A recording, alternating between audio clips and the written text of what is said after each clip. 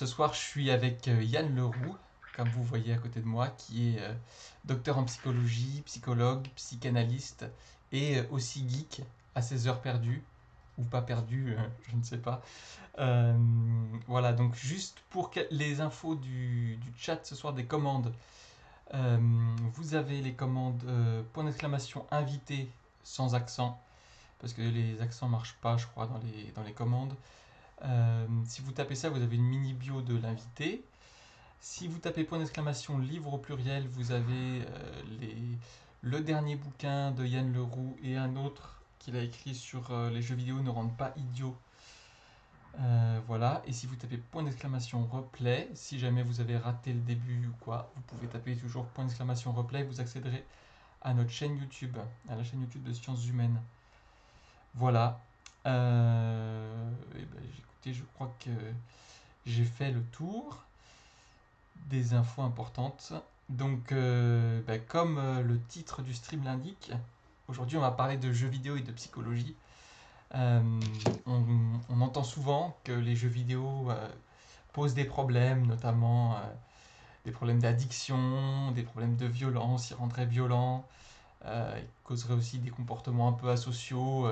Il y a ce fameux mythe du geek enterré au fond de sa cave avec juste un paquet de chips, une canette et un écran devant lui, même pas de lumière au plafond ni rien. Voilà, ça c'est un peu les images, des clichés qu'on a sur les jeux vidéo. Mais je crois que c'est pas l'avis de notre invité Yann Leroux. C'est pas que les jeux vidéo sont pas aussi problématiques que parfois on le croirait. Est-ce que c'est bien ça? C'est tout à fait ça, mais c'est pas simplement la vie de Yann Leroux. Ce serait que la vie de Yann Leroux, ce serait complètement anecdotique, hein. C'est qu'on est plusieurs, et pour utiliser une métaphore facile qui sera sans doute entendue par les auditeurs de la chaîne, on est légion en fait, on est nombreux. Nous les gamers, on est dans le monde en fait. Votre dentiste est un gamer, votre gynécologue est un gamer, la caissière au supermarché est une gameuse. Tout le monde joue aux jeux vidéo, hein. Euh, la seule question à se poser, c'est celle de la définition du jeu vidéo. Ceux qui disent ne pas jouer aux jeux vidéo, quand on les interroge de façon un peu plus précise, on découvre qu'ils jouent à Candy Crush Saga ou Candy Crush Soda et ils disent ah oui, mais c'est pas vraiment un jeu vidéo. C'est un jeu vidéo, donc C'est vrai. c'est quelque chose qui est profondément implémenté dans la culture. Le grand mystère, c'est que depuis qu'il y a des jeux vidéo, pratiquement, on leur fait des procès d'intention et on essaie de trouver des liens entre la pratique des jeux vidéo et des comportements problématiques. Alors, Ça date des années 80 et ça continue encore un peu aujourd'hui. ouais, j'avais une première question, mais ce que vous dites me fait penser à autre chose. Peut-être on peut commencer par préciser. Donc vous dites ça a commencé dans les années 80. Est-ce que vous pourriez faire un peu la genèse de cette panique par rapport aux jeux vidéo? Alors, au début, on a bien commencé. Nous, le peuple des psychologues, les premiers articles sur les gamers, c'était des articles d'étonnement, hein. C'est un peu comme des anthropologues qui vont voir les papous, qui se creusent la tête et qui disent, mais franchement, ces gens sont tout à fait étranges, ils font des trucs bizarres. Le rapport d'étonnement était vraiment positif, puisque dans les premiers livres et dans les premiers articles, la pratique des jeux vidéo était plutôt associée à des choses qui étaient positives. Les auteurs disaient, bon, les gens sont fous de Pac-Man, mais finalement, on trouve autant de joueurs de Pac-Man. Enfin, ça ne les empêche pas de faire des prépas, de faire des études ou de préparer un apprentissage et de rentrer dans la vie adulte dans de bonnes conditions. Hmm. Et puis les années 80 sont arrivées, et là, changement de ton, il y a eu un coup de tonnerre. Les jeux vidéo ont été associés à Columbine déjà, et puis les jeux vidéo ont été associés rapprochés à des conduites addictives. Pour ceux Et là, pour ceux qui ne sauraient pas, Columbine. Columbine, c'est un des cool shootings qui a eu une très grande couverture médiatique aux États-Unis et qui a amené les politiques américains à se dire qu'il y avait un problème. Je ne sais pas par quel mystère ils ne sont pas arrivés à la conclusion que c'était la circulation des armes qui était un problème. Mais en tout cas, à partir de ce moment-là, ça a été une habitude chez les politiques américains d'arriver devant les micros à chaque school shooting qui était très médiatisé et de dire OK, guys, we have a problem et il faut que l'on fasse quelque chose. Ok. Donc Columbine a été associé aux jeux vidéo parce que les deux jeunes gens qui sont livrés au school shooting jouaient à Doom, qui a été le hit, le jeu auquel il fallait jouer à l'époque. La deuxième grande mamelle de la panique morale, ça a été l'addiction aux jeux vidéo, avec là aussi un fait divers, puisque ça commence l'addiction aux jeux vidéo commence à avoir une traction dans l'espace public avec l'histoire de Sean Woolley, un jeune homme qui se suicide devant son écran de jeu. Il jouait à EverQuest à l'époque, c'est un des MMO qui a eu du succès. C'était avant WoW, puisque maintenant le gold standard, c'est quand même World of Warcraft. Et à partir de ce fait divers, en partie instrumentalisé par la mère de ce jeune homme qui a annoncé son intention de faire un procès à Sony, qui était l'éditeur de jeux, l'idée que les jeux vidéo, et particulièrement les MMORPG, pouvaient être des addictions, a commencé à grandir dans le public. Donc au début, on a vraiment deux faits divers. Ça ne suffit pas pour embrayer et pour produire vraiment une panique morale. Pour que cette panique morale prenne, pour que la mayonnaise prenne, il faut qu'il y ait des promoteurs de la panique morale. Et les promoteurs, ça a été les universitaires, les psychologues, qui ont commencé des études tendant à... Alors, dans leurs articles, ce qu'ils disent, c'est qu'ils cherchent à évaluer le lien qu'il pourrait y avoir entre par exemple la violence et puis les jeux vidéo, mais de fait, c'était vraiment des études qui étaient conduites à charge. Ouais. Y a Fabien aussi qui fait une remarque dans le chat que le film de Gus Van Sant sur Columbine a un message un peu lourdingue sur les jeux vidéo. Est-ce que dans la culture en général, il n'y a pas eu aussi quelque chose de l'ordre de la panique morale par rapport aux jeux vidéo à partir de ce moment? Alors, je ne sais pas si c'est à partir de ce moment-là, mais ce qui est sûr, c'est qu'une partie du public partage cette idée. Jeux vidéo égale au moins drapeau rouge. Il faut faire attention. Ouais. Ce serait quelque chose de dangereux. Et c'est une idée qui repose sur strictement rien, en fait, quand on regarde dans le détail. Alors justement, je voulais parler de ça avec vous.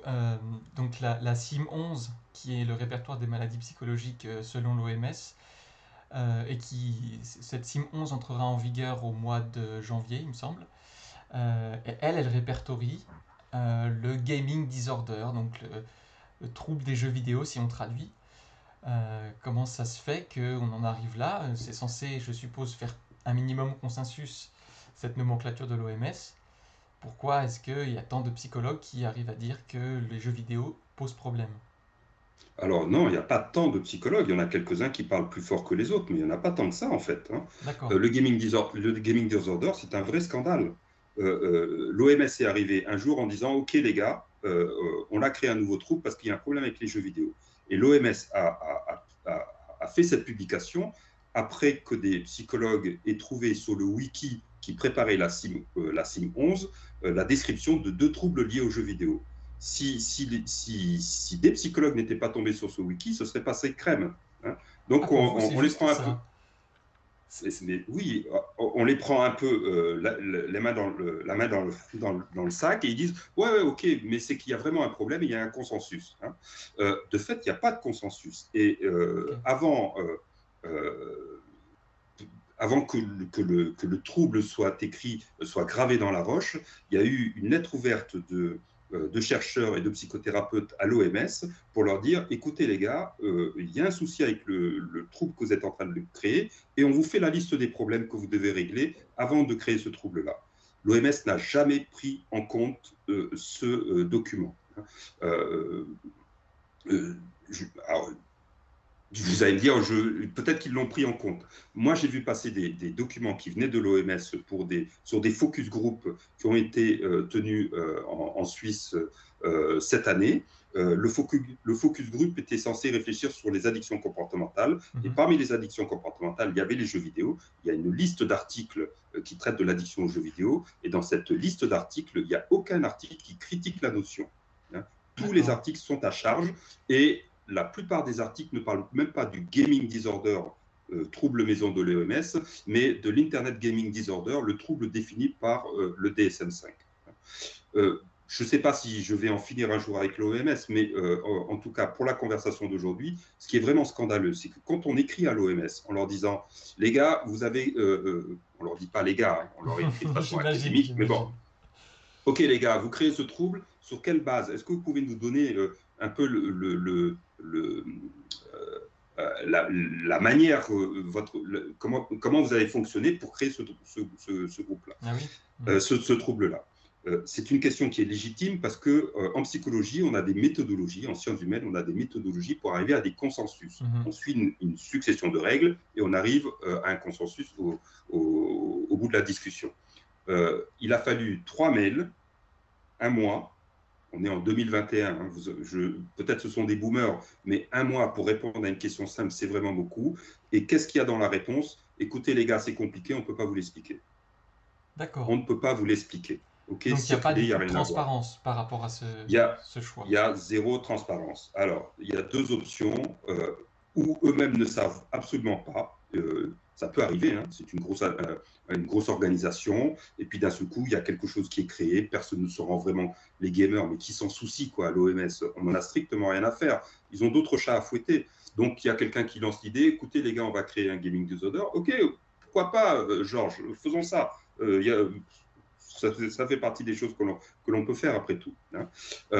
Et puis ils accouchent d'un monstre et ils ne savent pas comment faire machine arrière, hein.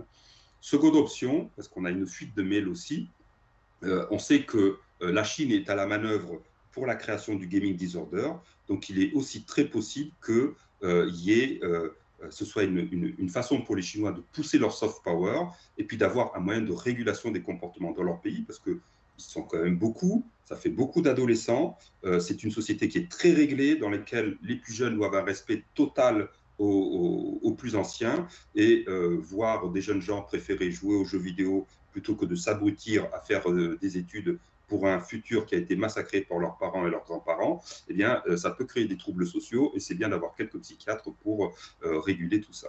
D'ailleurs, je crois, si ma mémoire est bonne, qu'il n'y a pas longtemps, la Chine a interdit l'usage des jeux vidéo, ou en tout cas l'a beaucoup régulé pour les plus jeunes. Donc vous avez entendu parler de ça?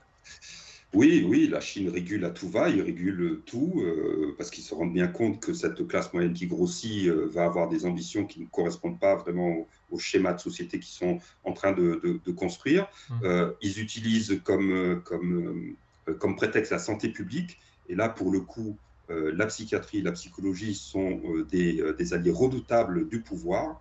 Euh, Malheureusement, c'est ce à quoi on sert souvent, hein. On est des alliés au pouvoir qui sont mis en place pour réguler les comportements. Et donc, sous couvert de décisions de santé publique, on, on, on va limiter le temps de jeu. Ce qui est limité, ce n'est pas simplement le temps de jeu, c'est le temps d'interaction sociale. Quand vous jouez à Fortnite, vous jouez 1 heure à Fortnite, vous ne passez pas 1 heure de jeu. Vous jouez et vous discutez avec les potes. Et les gens qui discutent dans un état qui n'est pas tout à fait démocratique, c'est toujours un danger. Oui, je Donc comprends. il vaut mieux qu'ils ne jouent pas, comme ça ils discutent moins. D'accord. Vous disiez que personne ne s'intéressait vraiment aux gamers, mais moi la question que j'ai envie de vous poser, c'est quand on est psychologue, même si on n'est pas gamer, on risque de devoir prendre en charge ce nouveau trouble, puisqu'il est de la nomenclature. Euh, que vont faire les psychologues pour prendre en charge ce trouble-là? Est-ce que vous pensez que les gens dans votre discipline vont, je sais pas, faire la chasse plus ou moins au gaming disorder?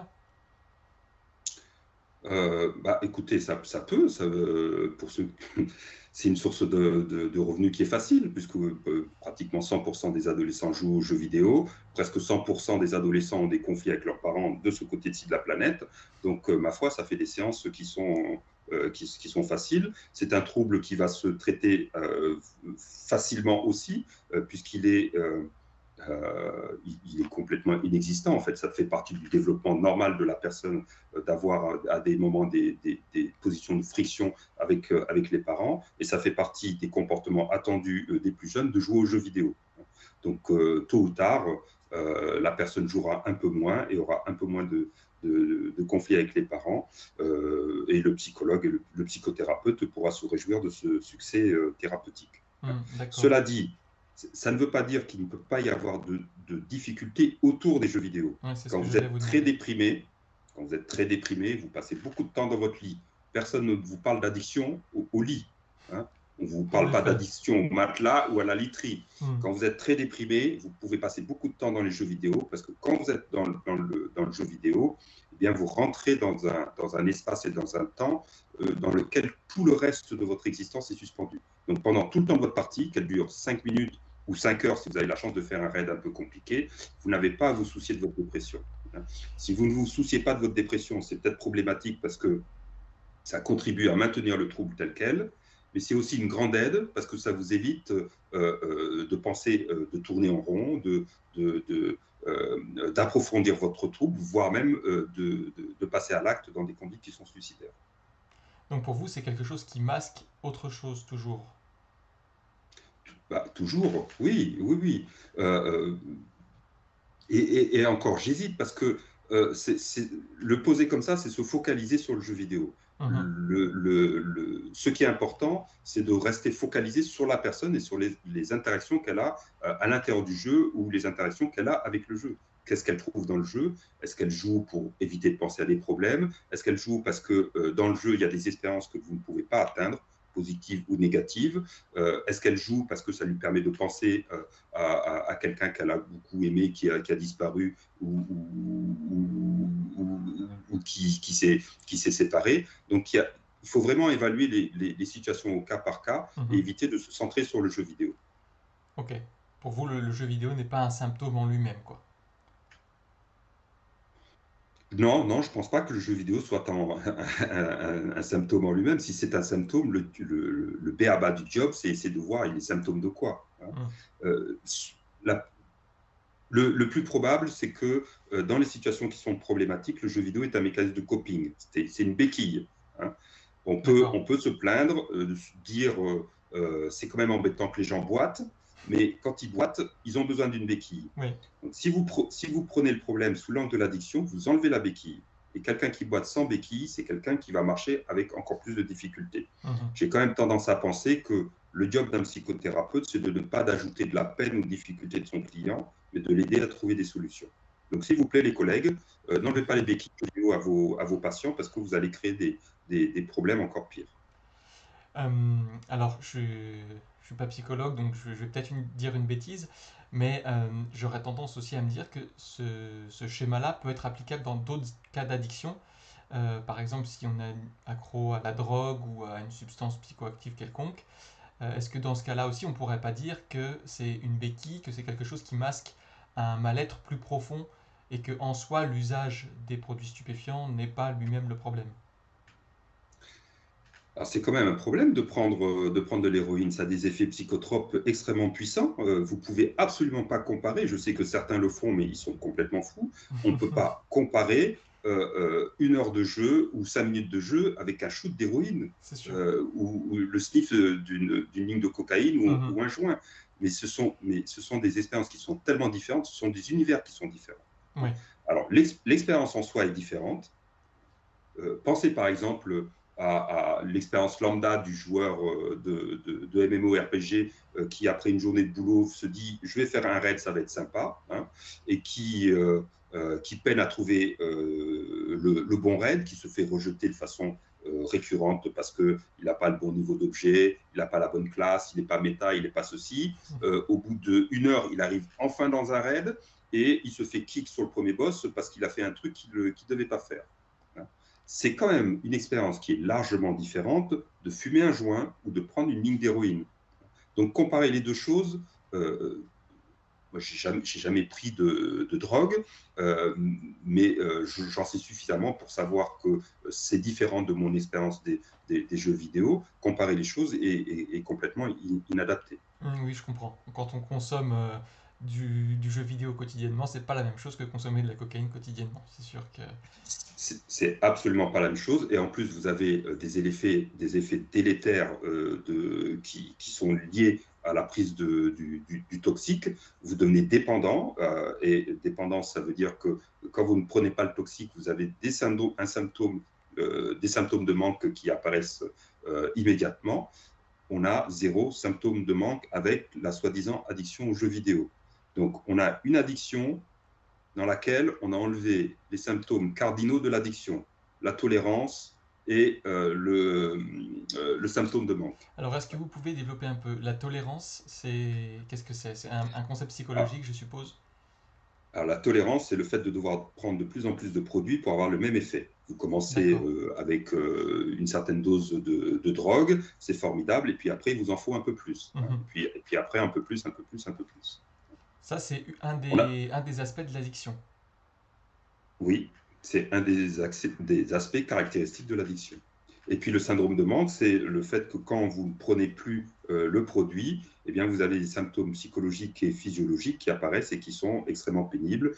Vous avez des nausées, vous avez des tremblements, de la sudation, de l'anxiété, vous commencez à être agité, enfin, et vous cherchez à tout prix à consommer votre produit. Donc ces deux choses-là sont absentes dans le cas des jeux vidéo. On n'en consomme pas de plus en plus parce que il y a une tolérance. Et de la même manière, quand on doit arrêter, on n'est pas en manque. Non, quand on le voit dans les familles, hein, il y a des familles qui malheureusement utilisent la technique de la carotte et du bâton. Mauvais résultat en maths, eh bien, plus d'ordinateur, plus de jeux vidéo. Bon, ça couine, ça râle, des fois de façon très forte et très inadaptée. Il peut y avoir un coup de poing qui part vers le mur, ce qui est, à mon avis, problématique du point de vue de l'adolescent. Il y a peut-être une consultation à faire pour le problème de contrôle des impulsions, mais le lendemain, l'adolescent ou l'adolescente est passé à autre chose. Mhm. Les parents le disent. Hein. Ah oui, on lui a supprimé son portable, bah, il s'en fout en fait. Il fait rien. Bah oui, c'est pas, on n'a pas besoin hein, pour respirer du portable. Oui. C'est utile, mais si on n'en a pas, on peut s'en passer. Hein. Mhm. Si on ne peut pas jouer à Call of, à Fortnite ou à World of Warcraft, bon, on va jouer à autre chose. Mhm.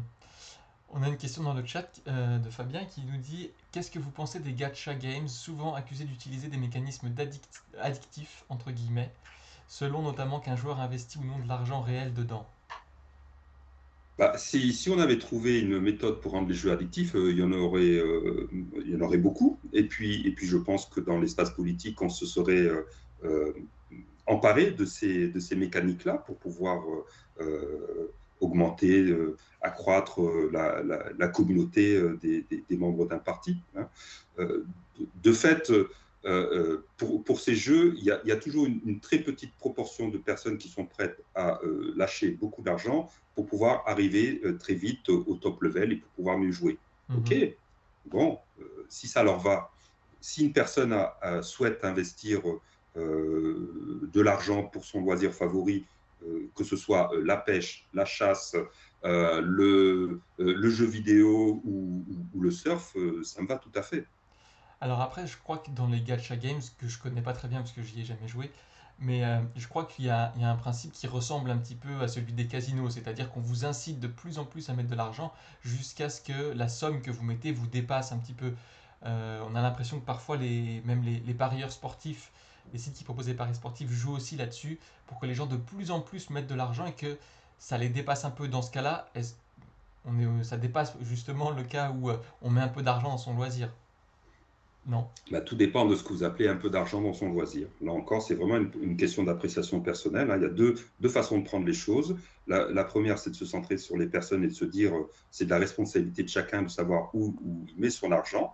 Et c'est de la responsabilité de chacun de trouver les freins nécessaires pour ne pas dépenser plus d'argent que l'on a. L'autre option, c'est celle de Seiya Oden, par exemple, qui est de dire il serait souhaitable que les éditeurs et les game designers et les éditeurs de jeux vidéo aient Mhm. une position qui soit éthique, c'est-à-dire qu'ils n'introduisent pas dans les mécaniques de jeu des mécaniques qui sont trop incitatives. Oui. Mais là encore, c'est vraiment des questions de point de vue.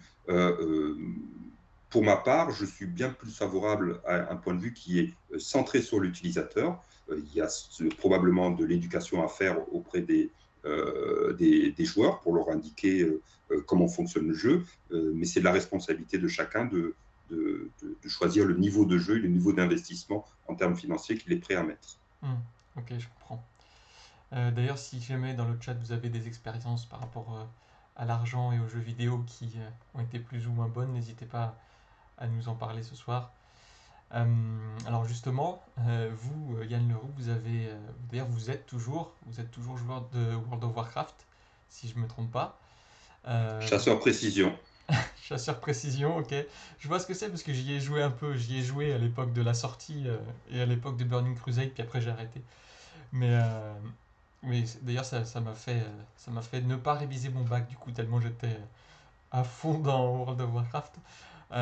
Les MMORPG en particulier, on a l'impression qu'ils ont un statut spécial parmi les jeux vidéo qui est un peu addictif. On se souvient de. Je sais pas si vous vous souvenez, vous, dans le chat, mais moi je me souviens de ce moment où je crois que c'était à Télématin où il y a un journaliste qui a déformé Meporg. voilà, qui nous a sorti un Meporg d'on ne sait où, mais je trouve que c'était symptomatique du truc. C'est que vraiment on en fait tout un truc monstrueux de ces jeux en ligne. Voilà, votre avis sur la panique qu'il y a autour de ces jeux en particulier. Alors, mon avis, il est complètement biaisé parce que pour moi, quand les MMORPG sont arrivés, j'ai su que ces jeux étaient faits pour moi. J'attendais ça, Ouais. franchement. Je ne savais pas que je l'attendais, mais quand je les ai vus arriver, je les ai vus arriver de loin en plus. Hein. J'ai vu la marée arriver avec Ultima Online. Je me suis inscrit à une dizaine de mailing lists. J'entendais les joueurs parler de ce jeu qui était fantastique. Ça ne me semblait pas tout à fait mûr parce que c'était en 3D isométrique. Et puis après, il y a des jeux qui sont arrivés comme EverQuest. Et puis World of Warcraft est arrivé et là, j'ai plongé.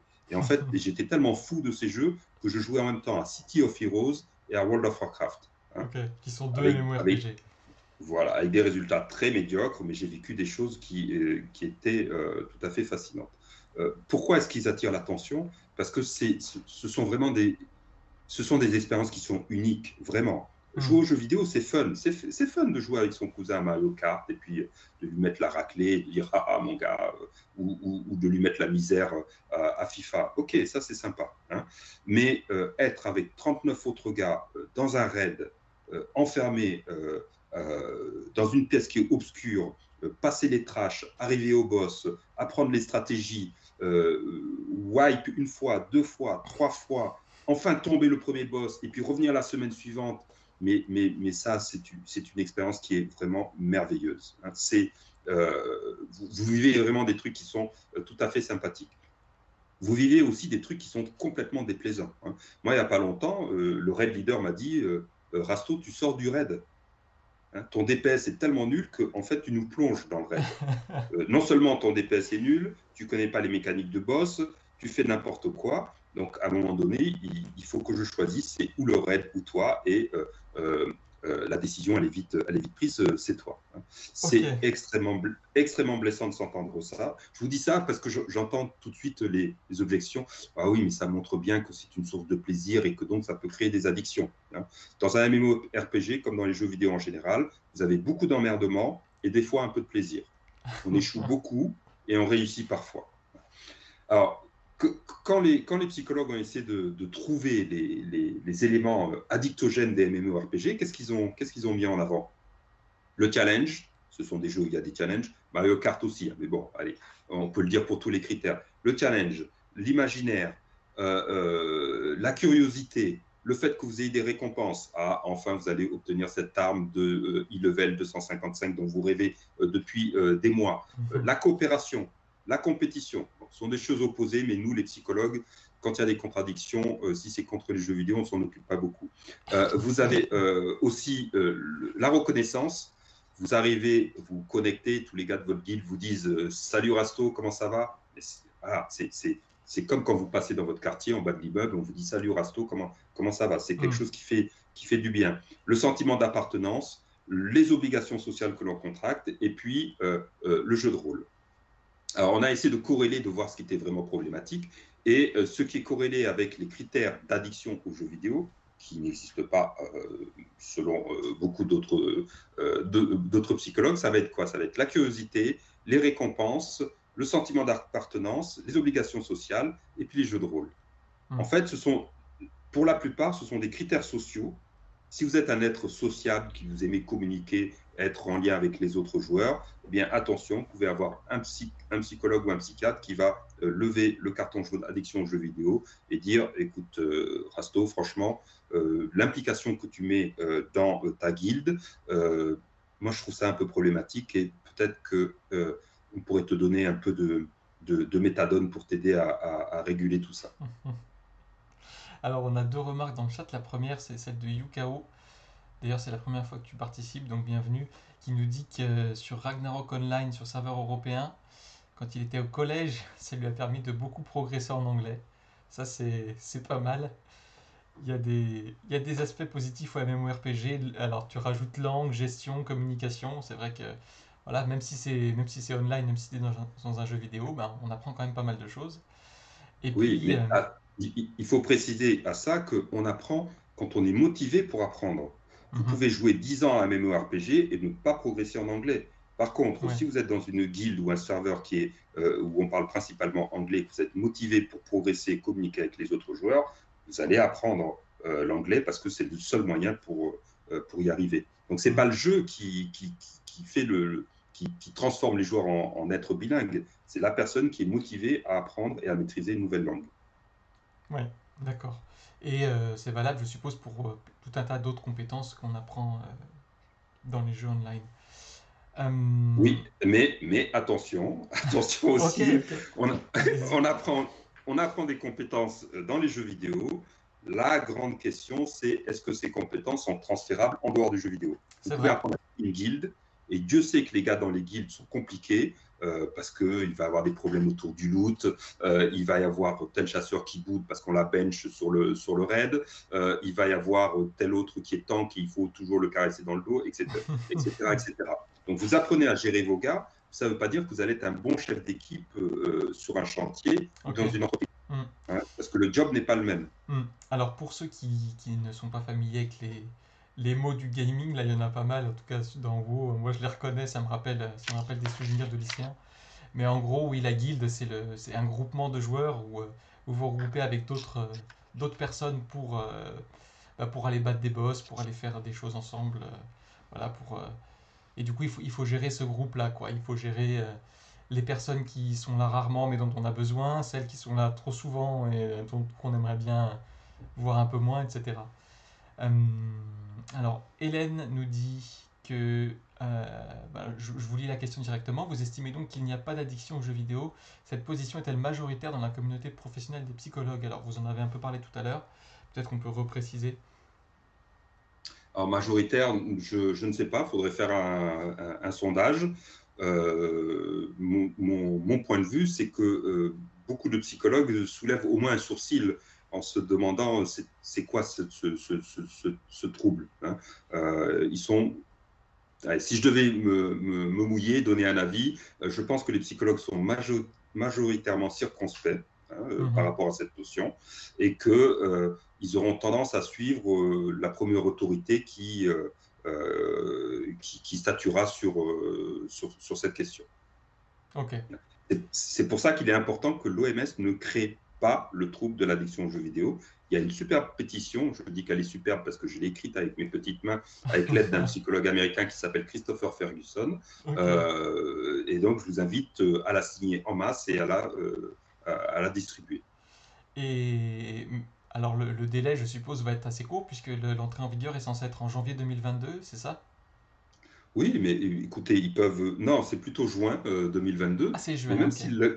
même s'ils le créent le 1er juin 2022, le 2 juin 2023, ils peuvent le supprimer, il n'y a pas de souci. On a D'accord. supprimé l'homosexualité du DSM et de la CIM du jour au lendemain, hein. Ok. Ce Donc qui était plutôt une bonne voilà, chose.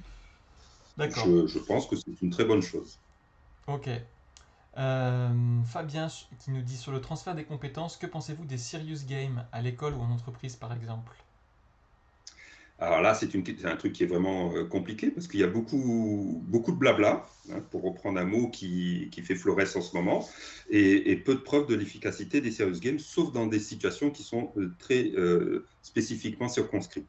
À chaque fois que le serious game entraîne des compétences qui sont vraiment très similaires aux compétences professionnelles, eh bien, il y a un transfert qui est possible. On a pu le voir avec les chirurgiens. En entraînant des chirurgiens avec des serious games, eh bien, on voit que le geste chirurgical est ensuite plus sûr et ça se traduit chez le patient par une récupération plus rapide, moins nostalgique, etc. Donc, il y a un gain qui est vraiment très important. Mais ce que le chirurgien fait avec le jeu vidéo, d'ailleurs, il a généralement les mêmes instruments, et c'est un copier-coller de la situation chirurgicale. Le second point important, c'est la motivation. Si la personne est motivée pour apprendre, eh bien, elle va s'appliquer à faire les jeux qui lui sont proposés et elle s'appliquera à les transférer dans la situation professionnelle. Mais en dehors de ces deux situations, le gain, le service rendu n'est pas du tout évident. Il n'est pas certain que c'est pas parce que vous faites un serious game que sur les mathématiques, par exemple, pour les enfants de classe élémentaire, ça n'aura pas d'effet massif sur tous les utilisateurs de ce jeu-là. D'accord. Alors je voudrais continuer un peu. On a parlé des MMO. Vous parlez aussi dans votre dernier livre sur les jeux vidéo peuvent-ils soigner. Donc il y a toute une liste de ce qu'on leur reproche et vous argumentez pour expliquer que finalement il n'y a pas tant de danger que ça. Il y a notamment une chose qu'on leur reproche souvent, c'est de rendre violent. Alors on a eu beaucoup de polémiques avec des jeux par exemple comme GTA, qui est un jeu censé être violent, où vous pouvez écraser des piétons sur le trottoir, où vous pouvez voler, vous pouvez braquer, vous pouvez tuer dans une ville un peu au hasard.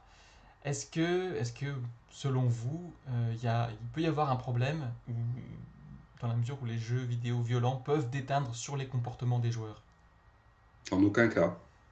C'est pas parce que vous jouez à GTA que vous allez vous retrouver avec un MP5 ou une Kalachnikov et tirer dans une banlieue du Blanc-Ménil ou que sais-je. Non, non, ça c'est, il y a pas de lien. Et on le sait par plusieurs éléments. Il y a un livre de Christopher Ferguson et Patrick Marquet qui a sonné la fin de la récréation par rapport à ça. Ils ont repris tout le dossier violence et addiction des jeux vidéo et ils ont montré que, il y a des biais vraiment très importants dans les études qui sont faites. Vous avez par exemple une étude qui va tirer des conclusions qui ne correspondent pas aux données qui ont été obtenues. La conclusion va être les jeux vidéo violents, c'est quand même problématique, il faut qu'on les régule, alors que l'étude montre que la relation entre le comportement violent qui est étudié et puis les jeux vidéo est faible, voire même pratiquement statistiquement insignifiante. Vous avez aussi le fait que dans la plupart des études, on étudie des comportements qui ne correspondent pas à la violence. Par exemple, le comportement étudié en laboratoire, ça va être on va demander aux personnes si elles donneraient de la sauce piquante à une autre personne après un conflit. Si elle donne beaucoup de sauce piquante, on considère que c'est un comportement agressif qui est très très important. Okay. Bon, donner de la sauce piquante, c'est peut-être très très méchant, mais c'est pas mettre des balles de 8 mm dans la tête de quelqu'un. C'est vraiment des choses qui sont très différentes. Alors, vous allez me dire que c'est loin de la situation que vivent les parents dans les maisons. Donc, on a regardé un peu plus près, ça c'est après le livre de Ferguson et de Marquet, et ce que l'on a constaté, c'est que jouer à un jeu vidéo dit violent, les Call of, les Battlefield, les GTA, eh bien, au bout du compte, ça ne fait pas plus de bagarres à la fin de la journée. Ce n'est pas parce que vous jouez à Call of que vous allez être plus bagarreur que les autres. D'accord. Merci Fabien. Fabien nous a mis dans le chat le lien vers la pétition dont vous parliez tout à l'heure contre le gaming disorder. Sois béni Fabien, et si tu joues à WoW, je te donnerai 100 PO pour ce geste citoyen. Je ne sais pas ce qu'il joue à WoW Fabien. Alors, autre grand reproche qu'on fait aux jeux vidéo, c'est de couper les gens de la réalité. C'est un peu l'image dont je parlais tout à l'heure, c'est le joueur, le gamer qui passe vraiment toute sa journée dans son jeu, qui ne sort pas de son bureau ou de sa chambre devant son PC. Et quand il sort, il a les yeux hagards, il est perdu complètement, il ne sait plus quoi faire dans la réalité. Est-ce que vraiment ce genre de choses arrive? Alors, ça arrive en partie. C'est vrai que quand vous jouez aux jeux vidéo, vous êtes coupé de la réalité. Mais de quelle réalité est-ce qu'on est coupé? On est coupé de la réalité immédiate. Vous n'entendez plus les gens de votre famille. Et des fois, franchement, c'est un soulagement.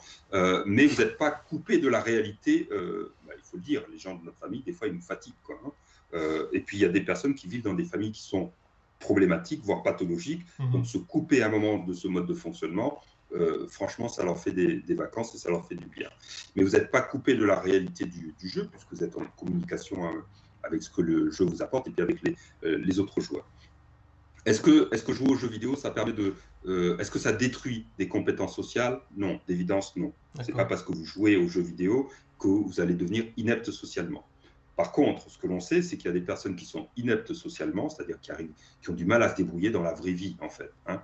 Mhm. Souvent parce qu'elles ont des troubles qui sont plus ou moins diagnostiqués, ou si vous êtes un peu hyperactif ou un peu borderline, ou trop anxieux ou trop anxieuse ou dépressif, ça ne vous aide pas à aller vers les autres, hein. Ouais.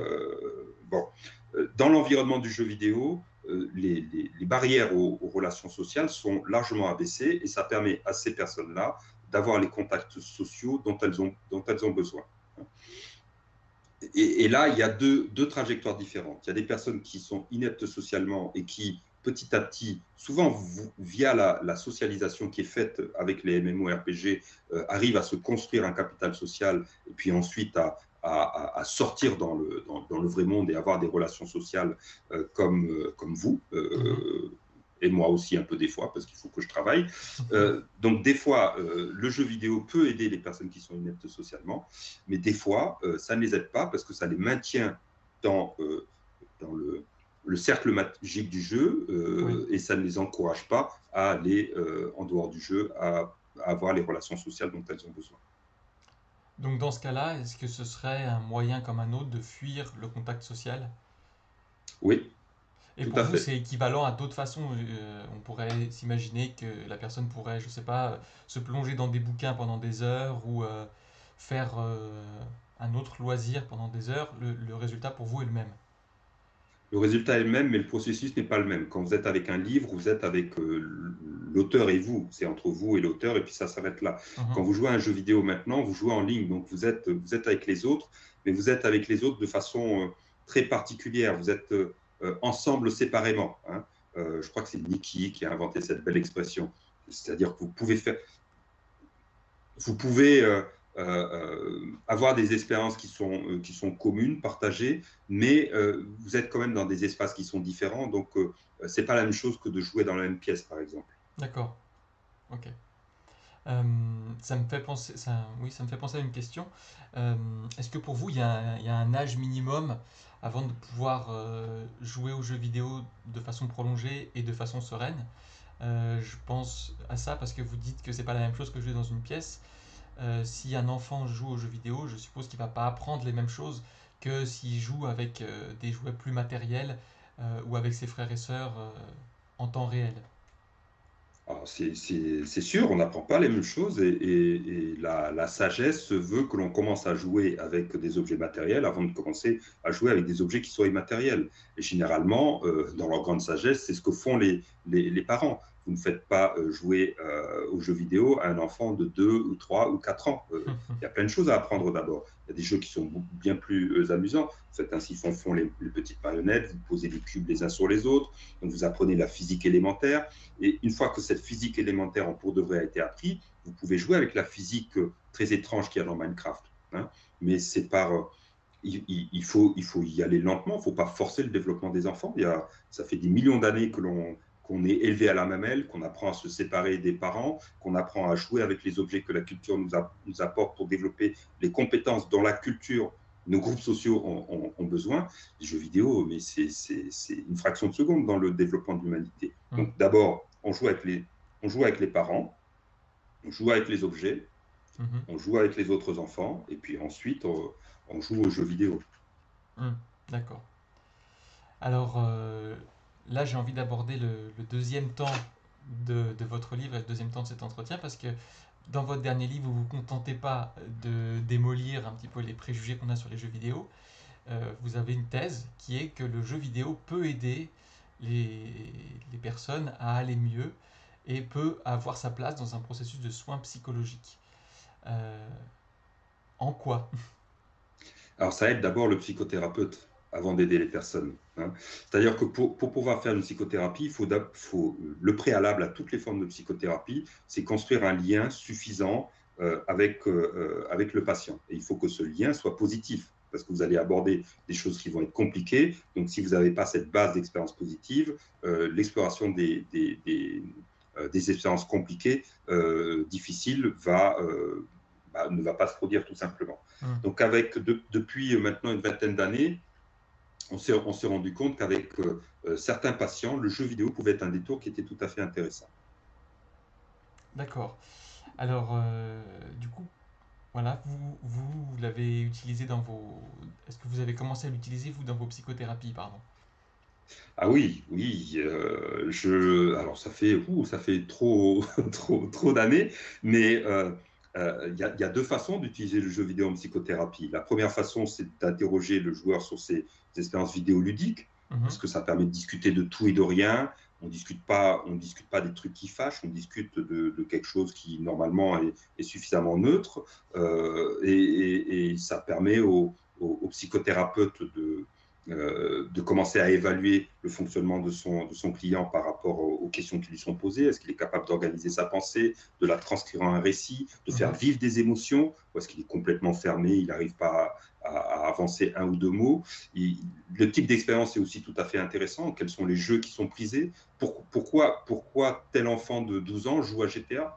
Mhm. C'est pas parce que c'est un psychopathe en herbe. Il joue à GTA parce que la personne qui l'admire le plus sur le moment, son grand cousin de 16 ans et demi, joue à GTA. Et lui, il veut être comme son cousin. Donc, par un processus d'identification, il aura tendance à aller vers les mêmes occupations que son cousin. Donc, on regarde tout ça. On regarde aussi les personnages joués, les classes jouées, le nom, le nom du perso qui a été utilisé. Il y a toujours, quand on prend le temps de creuser, il y a toujours plein d'histoires par rapport au pseudo et puis aux classes des personnages. Donc tout ce récit, ça permet de constituer un environnement qui est psychothérapie friendly, qui est favorable à la psychothérapie. Le D'accord. patient apprend à parler à son psychothérapeute et le psychothérapeute apprend de son patient. Donc ça, c'est la première façon. Mhm. La seconde, c'est on arrête le blabla, on joue. Ok. Pourquoi on joue? Tout simplement parce que avec les enfants, le jeu est le médium principal de la psychothérapie. Quand vous avez un enfant de 8 ans devant vous, d'évidence, ce n'est pas un adulte, hein. Il ne vous Mhm. raconte pas l'histoire de ses difficultés, il ne vous dit pas ça a commencé à tel moment, C'est j'ai ça. été mal là, après ça a été mieux, etc. Il n'en a strictement aucune idée, puisqu'un Mhm. enfant, ça vit dans le présent, et donc il ne vous apportera pas d'informations. Mhm. Donc pour prendre en compte la situation de l'enfant, depuis les années 20, on joue quand on est Oui. psychothérapeute avec les Mhm. enfants, parce que le jeu est une source de bien-être, et puis le jeu permet de travailler des positions, des émotions, des représentations avec le patient. Il se trouve qu'en 2020, même en 2010 ou avant, les enfants jouent aux jeux vidéo. Et donc, il y a quelques psychothérapeutes qui ont commencé à se dire que ce serait intéressant d'amener dans le cabinet du psychothérapeute des consoles de jeux, des Oui. ordinateurs, des smartphones pour pouvoir jouer aux jeux vidéo avec les enfants. Mhm. D'accord. Et donc à ce moment-là, on les observe sur le jeu vidéo comme on observerait un enfant jouer avec des personnages, par exemple. En fait, on joue. On joue avec eux? Observer, ça suffit. Ah oui, il faut jouer. Il faut D'accord. mouiller la chemise, hein. Si vous faites semblant, Ok. les enfants, ils ont le nez creux, quoi. Ils vous disent, mais en fait, tu me regardes jouer, c'est n'importe quoi. Ils C'est veulent pas que vous là. jouiez En fait, avec eux, quoi. il faut vraiment jouer avec eux, et c'est vraiment ça le levier thérapeutique, parce que en jouant avec eux, ils vous mettent à une certaine place. La place dans laquelle ils vous mettent, c'est une place qu'ils vous attribuent. Ça fait partie. En fait, ils partent de leur monde interne, ils projettent leurs attentes sur le psychothérapeute. Quand Mhm. vous prenez la manette, par exemple, l'enfant va vous dire je sais que tu es nul, en fait. Hein. Peut-être qu'il a raison, mais Ok. comme il vous a jamais joué, l'indication que ça donne, c'est que dans ce type de situation, l'enfant a tendance à d'évaluer l'adversaire. Mhm. Est-ce qu'il dévalue parce que lui se surévalue? Est-ce que lui-même se dévalue dès le départ et c'est cette dévaluation qui projette dans le monde extérieur? Donc il y a tout un tas de questions qui viennent à l'esprit du psychothérapeute dès l'instant où il commence à jouer avec l'enfant. Donc c'est Alors, vraiment important de jouer parce que c'est une expérience qui est commune, qui est partagée. mhm, Quand, je me souviens par exemple d'un enfant que j'avais reçu en psychothérapie parce il était en panne à l'école en fait. Il entrait en sixième.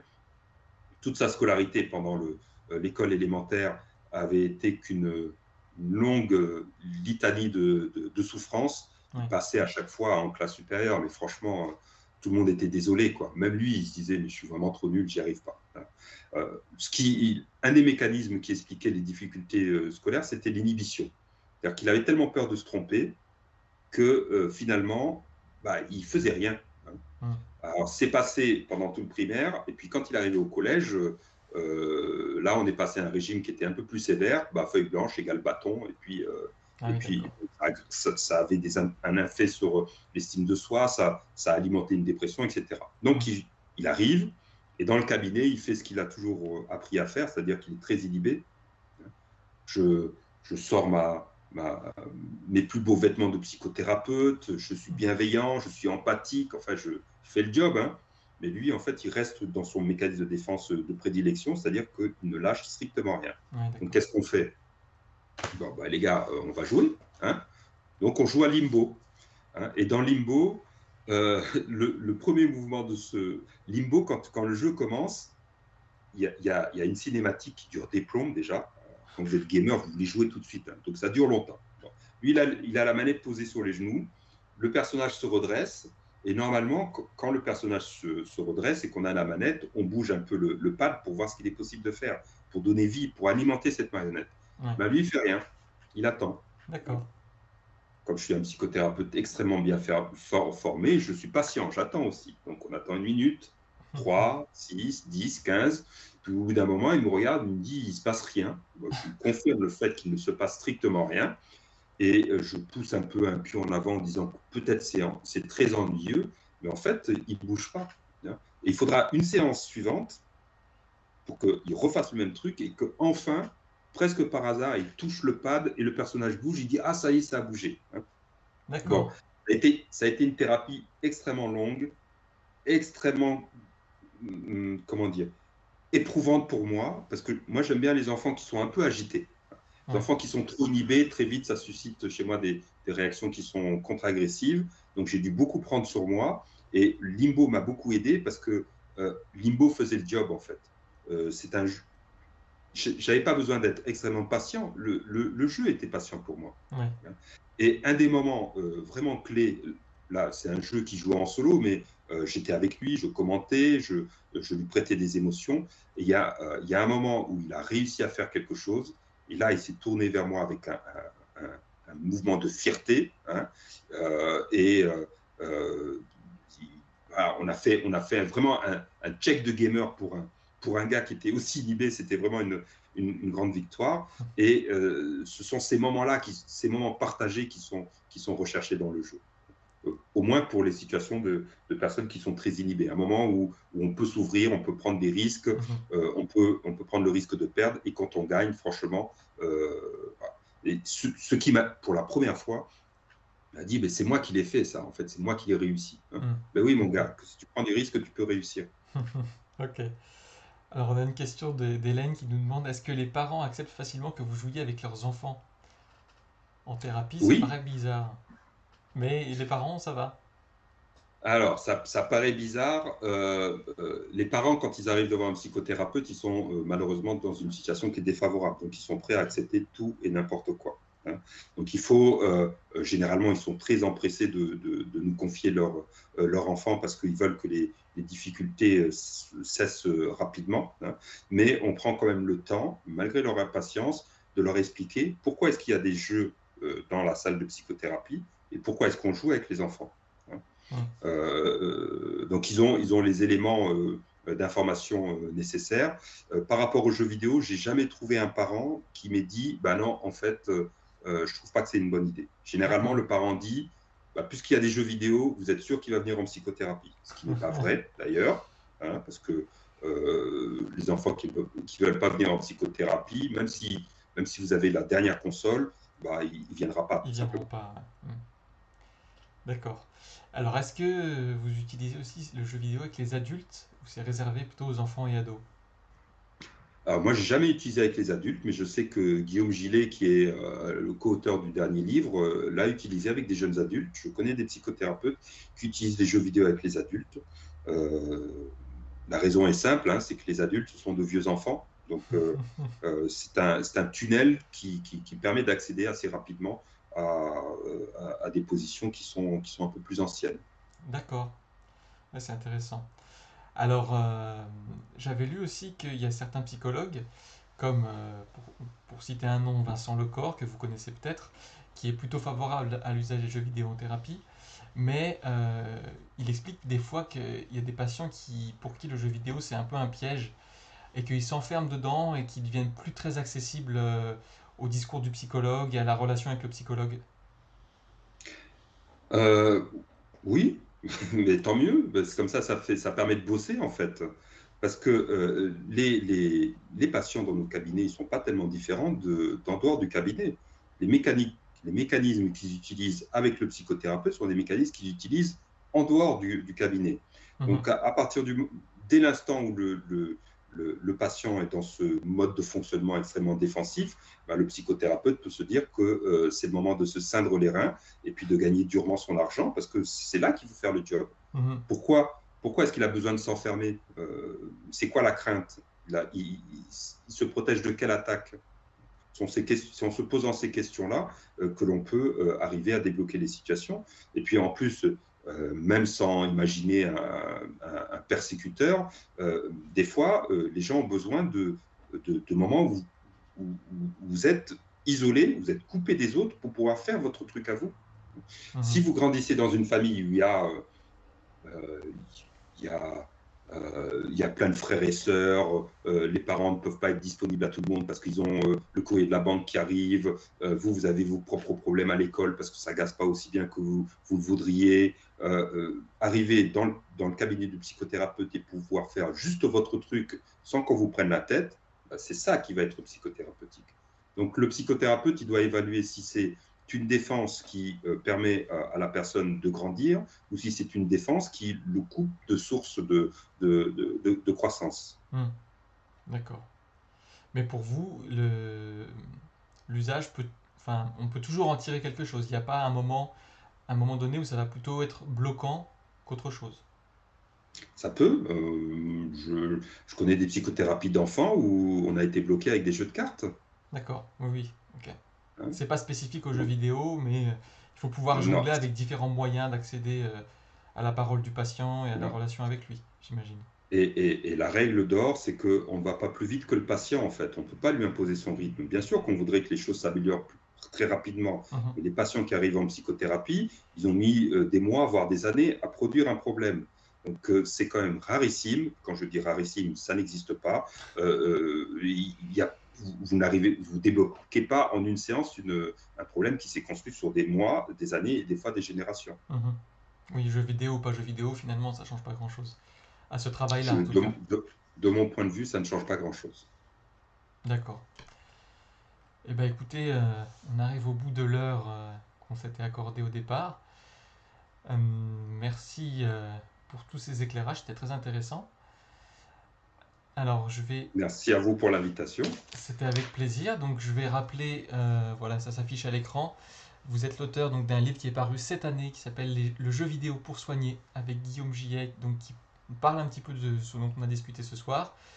C'est-à-dire qu'il y a une première partie qui aborde tous les problèmes potentiels qu'on voit dans les jeux vidéo et que vous traitez, donc un par un. Et puis ensuite, donc vous parlez de ce dont on vient de parler là à la fin, c'est-à-dire le jeu vidéo pour soigner, le jeu vidéo en psychothérapie, les usages qu'on peut en faire et quelle utilité ça peut avoir. Donc voilà, vous pouvez retrouver ça ici.